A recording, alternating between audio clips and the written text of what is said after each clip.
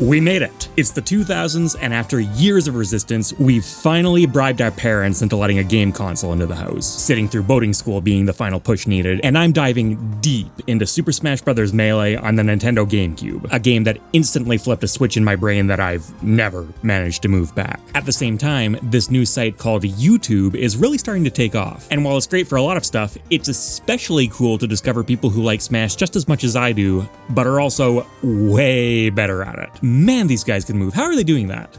Wait, they're competitors?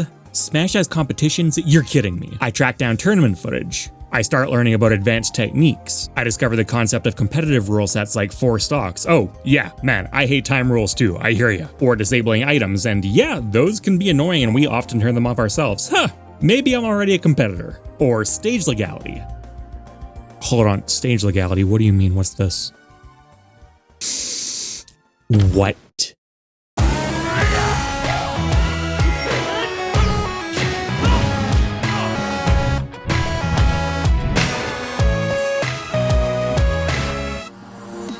A quick step from the past into the future, this video is sponsored by Veacher. I was already a fan of them last time they were on the channel, but their Veacher Pro XR glasses have taken things to a whole new level. These are extended reality glasses, so even though my Switch isn't plugged into my monitor right now, I'm still seeing a huge, crystal clear screen projected in front of my face. Yep, still gaming. Still gaming. Still gaming, because it even supports multiplayer, so you too can pick on someone who hasn't put thousands of hours into the same game as you, but is still nice enough to cameo for an ad. And with the Veacher Pro's even brighter, clearer, and 10% larger 1080p screen with the highest eye fatigue rating possible, you'll be seeing your games better than ever. You'll also be gaming longer than ever, because the Pro Mobile Dock pushes the Switch's battery life up to a max of 8 hours over its usual limit. They're perfectly set up for gaming on the go too, with the option for almost total electrochromic blackout, a myriad of customization options for perfect comfort, and directional sound in collaboration with Harman that skips the headphones without skipping privacy. Probably my favorite thing about using them for mobile play is being able to use a decent controller without having to prop the Switch in a weird position. And that includes their limited edition Ultimate C in collaboration with 8BitDo that they sent over. This is just a straight up nice controller with some elements I actually prefer over the original. And as a standard Bluetooth device, it also works alongside the Veacher Pro with other consoles and mobile devices, where you can take advantage of the new 120Hz refresh rate, you can use it to watch 3D movies, it does a lot. If you're interested, check out my links in the description to support the channel, and if you'd like to get a bundle, you can even use the code MockRock for a discount on your order. They also want to hear from you, so be sure to share your experience with @GetVeacher on social media for a chance to win the Ultimate C controller. Now, I feel a pull back to the past. So yeah, in the blink of an eye, I went from admiration of the competitive scene to complete abject scorn. Those snobs went and turned off Hyrule Temple, Onett, Great Bay, Yoshi's Island, you know, all the fun ones. These people aren't even there to enjoy themselves. What the hell is the point of any of this? And that was the end of my interest in Super Smash Bros. On the internet. For a few days. Like I said, the Switch was flipped, and as I continued to immerse myself more into the competitive angle of Smash, I gained more of an understanding of why this had to happen, even if it took a lot longer to actually like it. The reality of any competition is that the spirit of the game is nice and all, but it can only take you so far. If people are incentivized to win, they'll do whatever they can within the rules, and for a lot of Smash terrain, whatever they can means a lot of stuff better left behind. Fight Club matches in Hyrule Temple may be a great gentleman's rule, but if there's money or even just status on the line, enjoy having the fastest character hit you once and run out the clock. Those walls that make Peach's castle so fun to trap your friends behind as a bullet bill approaches, you're gonna die because you lost a single interaction in the wrong place. Sorry. And as the game gets optimized more and more, the threshold for what turns out to be abusable gets raised more and more, and the set of stages that players can realistically fight on in a competitive environment begins to plummet. This is played out differently in each Smash game, but to the same effect. Smash 64 is only played on Dreamland nowadays. Brawl did maintain a less uniform and wackier stage list compared to its predecessors, but it nevertheless shrunk substantially over the years, partly just because of how broken this guy's mobility was. Smash 4 opened with some of the more extreme stages from Brawl and some new odd layouts besides, but by the end, they'd all been pared away. By the time we get to Ultimate, which features over 100 stages with the ability to turn off their most prominent hazards, this mentality has become so extreme that essentially any kind of outlying element has been removed from contention. Gentle slopes, they change an interaction here and there, like the trajectory certain moves take, letting some moves hit lower down than they'd normally be able to, that kind of thing. But overall, you can still play out a set with full competitive integrity and they're entirely gone from most of the largest rule sets. Any stage with a pass-through floor, tried and removed. An asymmetrical element, tried and removed. Closed blast zones, tried and removed. No items, Fox only, Final Destination. One of the longest running memes centered around the world of competitive Smash, and the logic seems to track. No items is self-explanatory. Fox is the strongest and most prominent character in Melee, even if his dominance does tend to be a bit over-exaggerated. And hey, if we've established that stripping stage elements away makes the game more competitive, then this is the holy grail. No platforms, no hazards, just a single solitary piece of ground to fight over. The ultimate battleground for a high-stakes, winner-take-all fight to the finish. It makes a ton of sense. Now, if only it was actually true. More casual viewers may be surprised to learn that while Final Destination has always been a legal stage for tournaments, it's never been considered even close to the most balanced one. The Super Smash Bros. Series is the main originator of a genre that's come to be known as platform fighters, and as it turns out, platforms are a pretty integral part of how the genre functions. There are very few characters in Smash that focus primarily on grounded moves, and the ones that do need to be given ludicrous tools to solidify that playstyle. We're talking armored shield breakers, combo starters that you can walk with, paired disjoints you can walk with that reach halfway across the stage. Part of the necessity behind this comes from how freeform the genre's air movement is, conventionally giving every character a jump, at least one mid-air jump, the ability to freely adjust their trajectory at any point, and some kind of dodge, momentum alteration, or both. On top of that, aerial attacks are almost universally much safer on shield than their grounded counterparts, while also covering more options simultaneously. The series is begging you to jump. It demands that you jump. And if you jump, you have to land. The difference between platforms and no platforms is the difference between one height tier to land on or multiple. And if two characters are on different height tiers, most ground moves lose their utility completely. Upwards attacks with good range will still poke through, sure, and there are some gems in there, but even ignoring the hefty chunk of those that just can't make the stretch, that still leaves more than 2/3 of grounded move categories explicitly designed to whiff against platformed opponents. Bring grabs into the mix, and this only gets exacerbated further. Projectiles? Similar story. The best projectiles in Smash are allowed to be absurdly good, largely in order to hang with the roster's speed and non-committal mobility, and part of that power comes from the ability to cover both grounded and aerial options with the same button. When an opponent has a platform to stand on, though, this becomes a lot more ambiguous, as the list of projectiles that can cover the ground, the platform, the space between the ground and the platform, and the space above the platform shrinks enormously. Samus can no longer lock down the majority of an opponent's options with the same charge shot anti-air flow chart.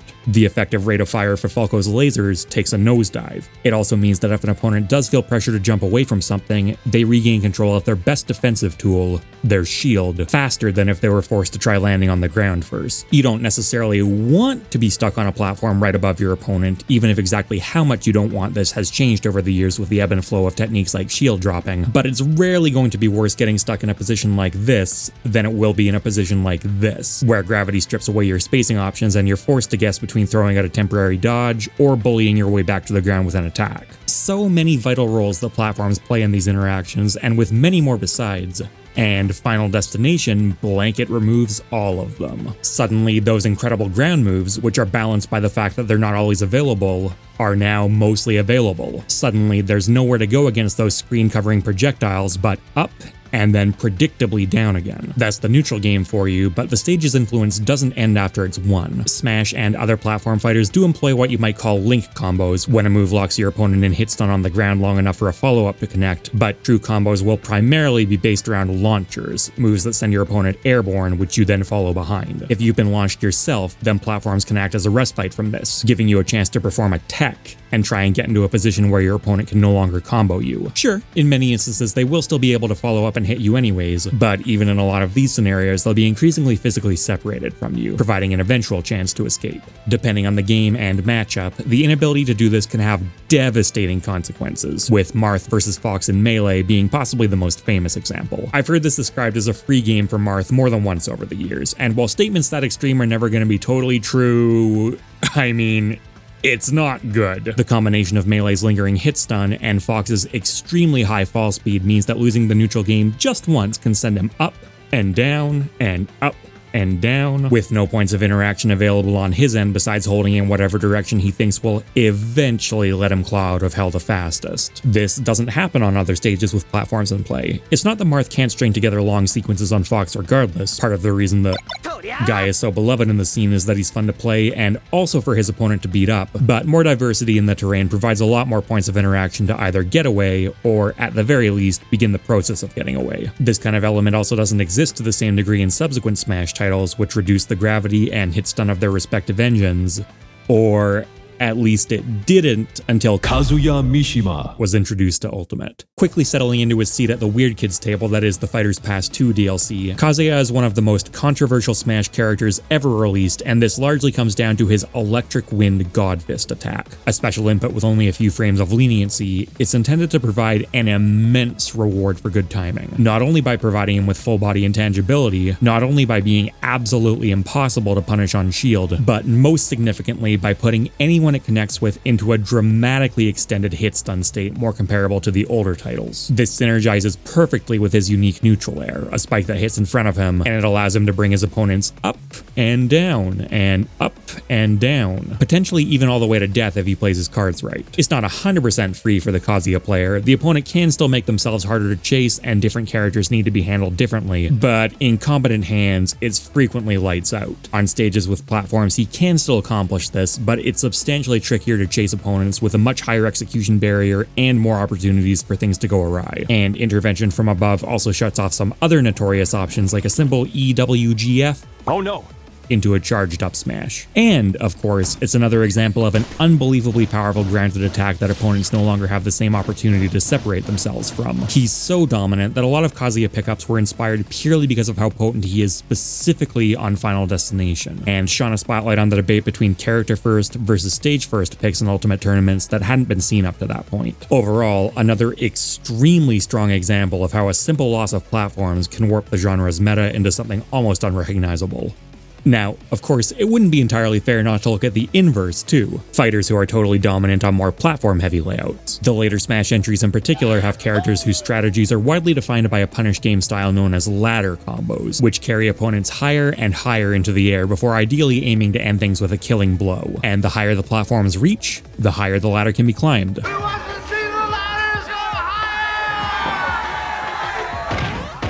Taking one of these characters on when high platforms are lurking overhead can potentially be a very bad idea, allowing them to extend combos further and kill more comfortably off them than they can manage on flatter terrain. Then again, though, you don't always need a high platform to get ladder kills with your fighter of choice. It just helps sometimes. You won't see a character like Marth or Lucina performing ladder combos into the blast zone very often, but they do appreciate high platforms letting them do dolphin slashes out of shield with a lot less risk than if they had to land normally. A character like Kirby, on the other hand, loves the ability to kill reliably off the top platform with up throw. Donkey Kong doesn't even need a top platform. He'll take a platform of any kind to secure his unique cargo throw confirms. This also applies more situationally to characters who can actually abuse their throws far more heavily if a platform is in the way, acting not as an escape route, but rather a trap. Shouldn't these be considered unbalanced as well? In some ways, sure. Smash has many characters engaging in endless different interactions, and there are always going to be some that gain inherent advantages and disadvantages on different terrain. That's why Smash tournaments have universally adopted a stage selection system intended to equalize this as much as possible, with the players taking turns striking stages off the starter list to decide which one the first game will be played on, then moving to another new round of choice after each game concludes, generally with additional counterpick specific stages being added to the pool. From this point onwards, the winner of each previous game gets to strike a few stages all at once, and then the loser picks the next battleground from the remainder. There are some nuances and variations on this from title to title and even venue to venue, but that's the gist of it, and it creates a normalizing effect among the available options. A decent way to judge how balanced a stage is to just let the meta play out and see how often players choose to start there. This isn't a perfect analysis and doesn't account for things like players being wrong, but it's at least a good starting point to look at. And in the case of Final Destination, it's not a lot in any installment. Did they actually go to FD Yo, game let's one? go. Make some noise, y'all. Did they Let's really go. do that? Got the FD finale game off the one. rip. I'm actually shocked. Melee players typically opt to begin sets on Battlefield or a Battlefield analog, colloquially known as a triplat layout. Brawl and Smash 4 players gravitate towards Smashville's single platform, and in Ultimate, the go-to is the dual platform layout of Pokemon Stadium 2 and Small Battlefield. With stage transformations turned off, this is arguably the most balanced layout in Smash history, shaving off the extremes of high-impact ladder combos, flat ground instability, and some of the wackier antics that could be pulled off on Smashville's moving platform in previous installments. With hazards turned off settling this platform into place, it's now the layout I'd say is also fighting for the most balanced title, and to no surprise, it's another very common opening layout in Ultimate. Final Destination, if it's played on at all, will typically be reserved for later, and in fact, while far from unanimous, some environments consider it too game warping to make players expend a precious starting stage ban on, forcing it strictly into counterpick status. Can you find examples of players starting here anyways? Absolutely. Why are they on FD? I have no idea. Melee Marth may feast on fast fallers there, but for a floatier character that won't plummet right back into his loving arms over and over again, it's no big deal. And another very important aspect of platforms I haven't talked about is that they give characters more options when trying to get back into neutral out of disadvantaged state, which Jigglypuff is disproportionately unaffected by thanks to her multiple jumps and amazing airspeed. And I guess it also gives opponents less room to run away from rollout too? Man, this set really was a trip. When viewed on a macro level though, these kinds of scenarios are clearly the outliers. Smash's player-implemented stage ban system is designed to shave the most objectionable terrain away from both sides, and if a stage is being shaved away frequently, it means the community at the very least perceives it as being objectionable in many different matchups. This doesn't just apply to starting on it either. According to data gathered by Ripmicah, if we remove stages that weren't uniformly legal across all 2023 tournaments, then Final Destination was the least visited unique layout in Ultimate last year, fought on even less than the one which sometimes acts like Final Destination and sometimes carries you to your doom, the only competitive stage left standing that can still do this. Melee fared a bit better, but every other stage there is either a sea of triplats competing with each other or this. So, and even then, there are multiple individual triplats in close contention with it. Whether you go by my explanations or you go by the numbers, the conclusion is the same. Players like platforms. What's interesting is that this also isn't a phenomenon unique to Smash. Like I said, platform fighters are a defined genre at this point, particularly among the indie scene, and they're pretty much always going to have a Final Destination analog of some kind on their stage list. While the same kinds of hard numbers aren't floating around for these, I've followed a lot of platform fighters over the years, and unless you're called Brawlhalla, which is as close to a game full of Jigglypuffs as you'll find, anecdotally, I can easily say that they follow the same trend of flat layouts being less favored than their more diverse counterparts. Rivals of Aether is one of the longest running genre reps out there among the indie scene, and while in many ways it does play similarly to the Smash series, there are also a lot of major deviations, both in terms of engine characteristics and character design philosophies. But despite that, we see the same trend, and this time it's official. There's been no need for splintered community stage rules here because Rivals of Aether has a striking system hard-coded into its interface. And would you look at that, the developers themselves have decided that the Endless Abyss, their take on a flat stage, is just too unbalanced to start on. I talked a bit with Wisely, a longtime tournament organizer,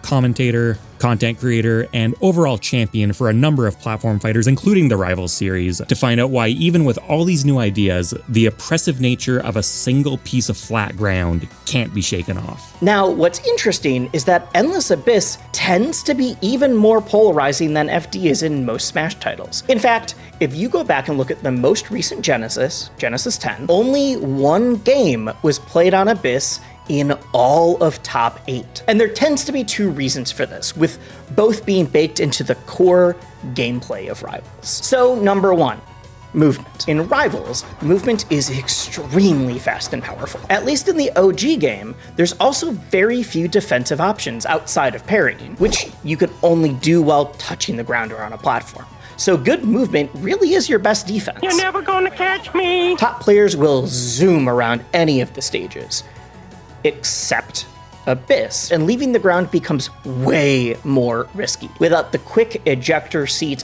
double jump to plat Waveland provides. And while that's still true in other games like Melee, where you can see ice climbers versus literally any other character on FD, without the extra defensive mechanics like shields and ledges, Abyss in Rivals becomes even more defensive. And number two, characters' elemental stage control becomes even stronger, to the point that it's just over-centralizing on Endless Abyss. You need to know that literally every character in Rivals has some way to control the stage with their element. It's like the entire point of the game. But on a stage without platforms, that elemental hazard often is the deciding factor in a matchup. Take Arcane, for example. He's got bubbles, and they're great at locking down a portion of the stage. But on FD, it doesn't just lock down that one section. It creates an extremely unfavorable mix-up that you have to play in every single neutral interaction. Either run in and parry the bubbles,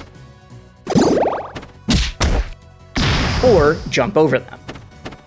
Not today, Satan. No amount of slick platform movement can save you because you're not going over it in any other way. Maple can do the exact same thing with Lily. Olympia can do it with her gem, and you get it. A lot of characters have this. An interesting byproduct of this, for a long time, Abyss was thought to be incredibly strong for Daedalus, because that meant there was a stage he could always get his ice down. But as players got better, it flipped entirely, and now it's one of his worst stages, because it means he can always have the ice be parried. It turns out it was better to have the ice land on the platforms, because at least then he wasn't punished for doing it every single time. Because of all of this, I'm not at all surprised we don't have an FD equivalent in Rivals 2 yet. I'm sure it'll happen eventually, especially now that we do have shields and ledges. But in Rivals 1, it's a rare stage pick. So we're just happy to run it back over and over again on Jules Vale and Merchant Port.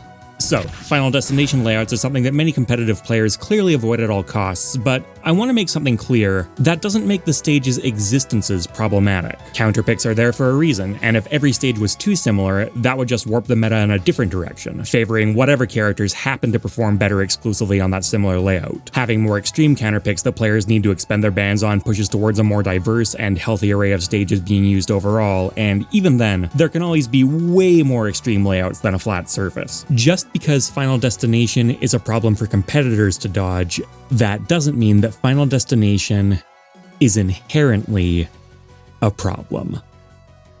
Okay, now let's talk about why Final Destination is inherently a problem. What is going on with these backgrounds, man? Are we in the apocalypse? Is this the end? The fire of 1,000 suns come to claim my senses? Yeah, I don't really get this one. Final Destination has traditionally been the setting of big, climactic battles in Smash's single-player modes, hence the name. And given director Masahiro Sakurai's penchant for historic and cosmic themes, he likes to set those battles in fantastical locations, sometimes loosely tying into the campaign mode and sometimes being totally abstract. That's cool. But they also make my retinas bleed and have been for like 20 years at this point. If you're not in the camp that's bothered by this and are wondering what I'm even talking about, that's awesome. But look around and you'll find a lot of people over the years talking about how much trouble they have following the action between the color vomit, intense animation speed, and extended screen shaking during transitions, especially people with visual issues. I'm in that camp, for the record, and my eyes aren't even that bad. Visual clarity is a lesson that the Smash series seems strangely reluctant to learn for whatever reason. It's not even the only stage like this either. I know many discussions over the seemingly sensible Northern Cave, for example, were sprung off the backs of all the players it was making motion sick, but Final Destination has the overall most problematic track record by far. At the very least, unlike Northern Cave, Final Destination can be swapped for other environments in the newer Smash titles, which introduced the somewhat confusingly named Omega Forms concept, a toggle that turns any stage into Final Destination. Well, actually not quite. This idea first showed up in Smash 4, and there, they weren't actually faithful recreations of Final Destination, just parallels. Some had walls, some were bigger. If you wanted to be sure you were getting the authentic Final Destination experience, you still had to go to Final Destination. But it was a start, and a few Omega Forms did get adopted into a variety of rule sets. Ultimate standardized things more by making every layout truly identical, and this essentially completely resolved any discrepancy between backgrounds. Until Steve came along, there's always a catch. Steve uses different tools to mine on different surfaces, tools whose durabilities are sometimes shared with his attacks, and Omega Forms still affect this. Although there are thankfully ones that do maintain the same resource balance as the original, while also being a lot more readable. So, problem solved. Well, yeah, kind of, I guess, but you could still just make the original background legible, right? And actually, a lot of people like to play by just using a curated random stage list, which still only includes the default Final Destination. And actually, the 2D stages still flatten hitboxes because there's no Z-axis anymore. And Snake can hide his C4 way better on some Omega variants than others. And just fix the backgrounds. Smash 4 was the game that introduced Omegas, and also the game where the developers felt comfortable turning the sky into a blinding inferno, so who knows, maybe they really did think Omegas were the cure. But you can't just slap a band-aid over something as fundamental as visual clarity. The version the community usually praises for best blending epic backgrounds and readable gameplay is the one found in Brawl, and while I'd still call it a bit over the top, I'd be inclined to agree, which makes it the overall best version of Final Destination in the series. If it didn't do this, there's always a catch. This weird lip doesn't really make any sense to be here, not only because it's never appeared in any other version of Final Destination, but also because Brawl was the game that intentionally sought to make recoveries lenient to tie into the Wii's more general audience. Well, in that case, if they're adding backwards ledge grabs and instant ledge snaps, maybe the lip is compensation to maintain some kind of skill expression on recoveries.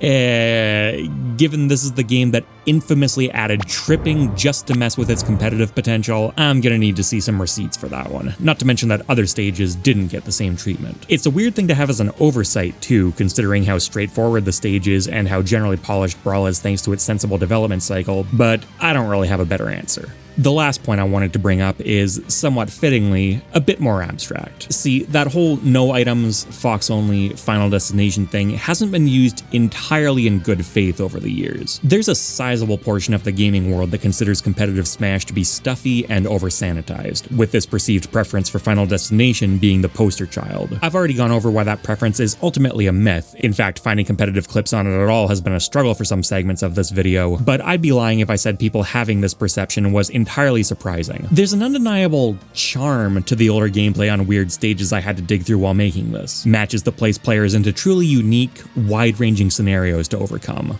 Now, to be clear, a lot of it absolutely needed to go and needs to go. There are many valid reasons besides just discomfort to take a stage off the list, but I do find myself wondering sometimes if things might have gone a bit too far. Ultimate's Hazards Off toggle created an awkward middle ground in the competitive world, taking elements as basic as moving platforms almost entirely out of the running without actually delivering on the pure, balanced utopia promises. Despite having almost quadrupled the stage count of Melee to pull from, and despite having the ability to tone all those stages down, tournament stage lists between the two games are almost the same size, which is shocking. Some of this, admittedly, is on the developer's end. The Hazards Off toggle was a nice nod towards competition, but it realistically could have been pushed a bit further. Rivals of Aether makes sure that every stage has a zanier Aether mode and an actually properly competitively viable basic mode, whereas Nickelodeon All-Star Brawl 2 overhauls a subset of its stages very substantially to make them usable for tournaments. There's a lot of room for Ultimate's Hazards toggle to be handled more aggressively on some stages, and on others to be handled more along the lines of a remix button, which would also have the benefit of essentially creating brand new stages without having to worry about working the art department harder or anything like that. The games I showed off earlier didn't have to contend with Ultimate's sheer scale, and I'm sure the goal of the Hazard toggle wasn't entirely based on catering to the competitive scene, make no mistake, but it's definitely an area where even a little could have gone a long way. The Hazard toggle's bigger transgression, as far as I'm concerned though, is being a strict binary across all stages, with no ability to toggle it on a per stage basis. This prevents smoothly using a mixed hazards list, which would open up a lot of possibilities, and unlike the previous option, it takes very little logistical consideration to fix and probably should have been remedied before the game's patch cycle ended. All that said, I'd still argue that the entire burden doesn't fall on the developer's shoulders here. I opened up this video talking about why I thought the competitive scene was soft for banning stages back in Melee, and why at the end of the day, I was wrong. Flash forward a ways though, far enough that things like gentle slopes or marginally unorthodox platforms are sending players running scared. Yeah, you know, I'm gonna say it. This is a little bit soft. Super Smash Bros. In its purest form is a series that demands a mastery of character, terrain, and items. Well, those are a non-starter, but I don't think it's necessarily ideal to be surgically extracting every element of terrain mastery out of the game as well. Most esports that have thrived over the years feature casual players and pros playing a very similar, if not identical game to each other, and when you start separating the formats too much, you start getting friction. There's no getting around separating casual and competitive Smash, obviously, it's a unique scenario baked into its DNA, but exactly how much separation there can be without impacting competitive integrity does have some wiggle room to it, and that dial's been cranked all the way to the right at this point. Personally, if I was the new king of Smash, I'd start by turning the hazards back on. Partially because, sure, it actually does offer some legitimate benefits, like turning Smashville and Hollow Bastion into two distinct, fairly healthy layouts. There are a lot of nuances to this that I'm not going to dive into here, because more importantly for this context, it adds even the tiniest morsel of flavor back into the pot of gray water we've been calling soup. You're never going to convince me that Randall the Floating Cloud shouldn't be in the game, sorry. A single cool play with him drastically offsets dealing with slopes and harmless Shy Guys. Now, I should be fair and say that while I still compete here and there, it's not as often as before I started working 7 days a week on YouTube, so I am making a spicy soup that I'm personally only going to be sipping. For what it's worth, you can rewind back as far as you want, to when YouTube was a hobby and I was competing every week, to when I was working on a platform fighter prototype during my comp sci degree that featured unique elements on every competitive stage, and I would be saying the same thing. My philosophy's never really changed. As a counter argument, though, you might bring up something like, I don't know. Who the fuck are you? Who the fuck am I? My livelihood isn't on whether or not I should win the game. Ultimate also has ridiculous variants already that make it very stressful to play at in tournaments. Players have to travel and spend thousands of dollars to cross country to fight a Bowser Jr. and then they get hit by that weird shield break setup and then lose their money. Do not change anything about the rule set. Who the fuck are you to ask for anything different? Well, first off, I'm the new king. We just went over this. But coming back down to peasant level, yeah, it's realistically too late for certainly Smash Ultimate, if not the Smash series moving forward as well. What does actually set off some alarm bells for me, though, is that this mentality has also been widely adopted by other platform fighters. These do have the ability to integrate terrain mastery into their competitive gameplay in a far more fundamental and frictionless way, but largely just don't. Platform fighters have done an incredible job tapping into exciting character concepts and interesting mechanics, but stage design is still sharply split into platforms that might move slightly, and then some actually interesting ones that competitors, yes, should run scared from. It's not quite no items, Fox only, Final Destination, but I don't think the underlying philosophy is all that far off, as first the players and then the developers they became coalesced around this notion that being competitive is synonymous with being sterile. Randall on Yoshi's Story is such a great counterexample because he's not sterile by any means, but is absolutely competitively viable. His movement is completely predictable, and you can actually use your knowledge of the travel path to give yourself an edge. Unorthodox terrain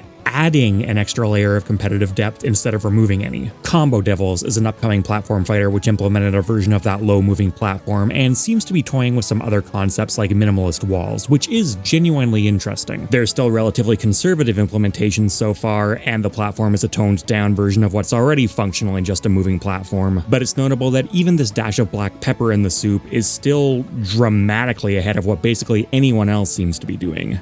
And it worries me a little. It's not that the layouts these games do employ don't substantially affect matches, or that every layout is an exact carbon copy of Smash, or that there aren't plenty of players out there who couldn't care less, and would be perfectly fine grinding thousands of hours on the most neutral stage alone. But this is the one element of an otherwise innovative and still expanding genre that refuses to innovate or expand. The one element slowly pulling the rest towards stagnation. And if you ask me, that's a problem. Is this a bit dramatic? Maybe. Has the empty box that Street Fighter templated for traditional fighting games held up fine ever since the 80s? Sure. A big part of the appeal of platform fighters is taking that space and expanding upon it, though. So I do think to limit that expansion is eventually to limit its appeal. It's again hard to place this entire burden, if you do consider it one, solely onto the developers of these games, though, because, like any developers, they're ultimately just making what they think their players want. Personally, even though some of the games I've shown off today are among my favorites of all time alongside Smash, I'd love to see a platform fighter come along at some point that embraces a little more of the boundless creative potential of the 2D platformer side of the hybrid, without sacrificing the competitive grounding of its fighting game origins. Having a game like that succeed, even once, could open the doors to more innovative design across the board, and help train new eyes on a genre that, on some level, is still inseparably welded to that sterile, intimidating imagery. Who knows? It may do some good for everyone to take a half step back towards our roots and open our minds, even slightly, towards competitive platform fighters stages. Thanks for watching, everyone, and a big thanks to Wisely for helping out. He's linked below. Likes and comments go a long way to helping a video grow, so if you think this one deserved it, much appreciated. You can check out another video here, my second channel MockRock Talk here, and patrons, members, and subs get cool perks like early videos and Discord access. Later, people.